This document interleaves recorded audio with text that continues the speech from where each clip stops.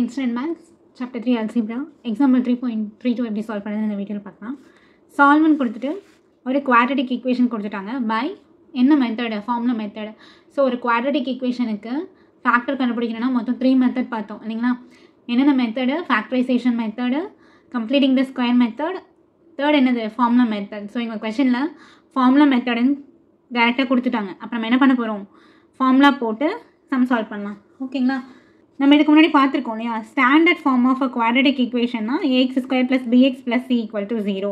So இதில் இருந்து தான் நம்ம என்ன பண்ண போகிறோம், a value, b value, c value எடுக்க போகிறோம். ஏன்னா நமக்கு ஃபார்முலா மெத்தடுன்றதுனால ஃபார்முலாவில் a value, b value, c value தேவைப்படும். ஓகேங்களா. நான் என்ன பண்ணிக்கிறேன், ரெண்டுத்தையும் கம்பேர் பண்ணிக்கிறேன். ஸ்டாண்டர்ட் ஃபார்ம் இருக்கு இல்லையா, standard form of a quadratic equation = கொஷனில் கொடுத்துருக்காங்கல்ல குவாட்ரட்டிக் ஈக்குவேஷன், அது ரெண்டையும் நான் என்ன பண்ணுறேன், கம்பேர் பண்ணுறேன். ஓகேங்களா. ஸோ தட் உங்களுக்கு a value, b value, c value ஈஸியாக கண்டுபிடிக்கலாம். எக்ஸ் ஸ்கொயருக்கு முன்னாடி என்ன கோஎஃபிஷியன்ட் இருக்குது, a. இங்கே என்ன இருக்குது, 1 இருக்குது. அப்போ எக்ஸோட கோஎஃபிஷியன்ட், x² கோஎஃபிஷியன்ட், அப்போ ஏவோட வேல்யூ என்ன, 1. நெக்ஸ்ட்டு b = b அப்படின்னா எக்ஸோட கோஎஃபிஷியன்ட் கம்பேர் பண்ணணும். என்ன இருக்குது, பியோட value 2.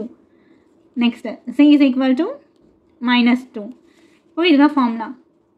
x = -b + or minus square root of b² - 4ac / 2a. இப்போ இதில் abc வேல்யூஸ் அப்ளை பண்ணிவிட்டு நம்ம என்ன பண்ணிடலாம், எக்ஸோட வேல்யூ கண்டுபிடிக்கலாம்.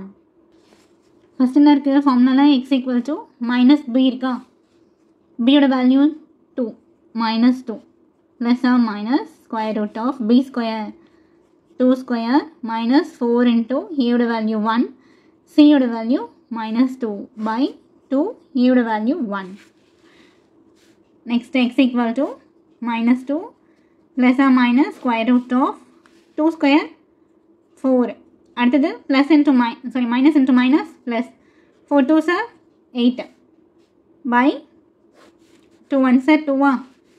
அடுத்து x = -2 + or minus 8 + 4 12 by 2. x = -2 + or minus 12 இருக்கு இல்லையா, இதை நம்ம எப்படி பிரிக்கலாம், 4 3s are 12ன்னு பிரிக்கலாம். ஓகேங்களா. இப்போது இது உள்ள பர்ஃபெக்ட் ஸ்கொயர் இருந்தது, இப்போ 9 16 அந்த மாதிரிலாம் இருந்ததுன்னா பிரச்சனை இல்லை. ஆனால் இங்கே 12ன்றது வந்து பர்ஃபெக்ட் ஸ்கொயர் கிடையாது. ஸோ என்ன பண்ணணும்னா, ரெண்டு வேல்யூஸ், அதாவது இப்போ 12 இருக்கா, 12னா 4 into 3, அதில் ஒன்று கண்டிப்பாக என்னவாக இருக்கணும், பர்ஃபெக்ட் ஸ்கொயராக இருக்கணும். அப்படி இருந்தால் நம்ம என்ன பண்ணலாம், ரூட்டுக்கு வெளியே எடுக்கலாம். ஓகேங்களா. Divided by 2. இப்போ பாருங்கள், -2 + or minus √4 வேல்யூ என்ன, 2வா. அப்போ நான் அதை வெளியே எடுத்துட்டேன்னா இங்கே எப்படி எழுதலாம், √3ன்னு எழுதலாம் பை 2. ஓகேவா. ஸோ ரூட்டுக்கு வெளியில் என்ன பண்ணிட்டேன், எடுத்துட்டேன். ஸோ இந்த மாதிரி இது வந்து பர்ஃபெக்ட் ஸ்கொயர் கிடையாது. அந்த மாதிரி இருக்கிற நம்பர்ஸை மல்டிப்ளை பண்ணும்போது ஒரு நம்பர் கண்டிப்பாக என்னவாக இருக்கிற மாதிரி எடுத்துக்கோங்க, பர்ஃபெக்ட் ஸ்கொயராக இருக்கிற மாதிரி எடுத்துக்கோங்க. சரிங்களா. ஏன்னா 12 வந்து 12 1s are 12ன்னு கூட எடுக்கலாம். அப்போ 12 into 1 அப்படின்னும் போது அதில் ரெண்டுமே பர்ஃபெக்ட் ஸ்கொயர் கிடையாது. ஓகேங்களா.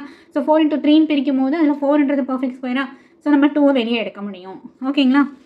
நெக்ஸ்ட் ஸ்டெப்பில் என்ன பண்ணலாம், x = 2 காமனாக வெளியே எடுக்கலாமா, இந்த டேர்ம்லையும் 2 இருக்குது, இந்த டேர்ம்லையும் 2 இருக்குது. நான் என்ன பண்ணுறேன், 2 காமனாக வெளியே எடுக்கிறேன்.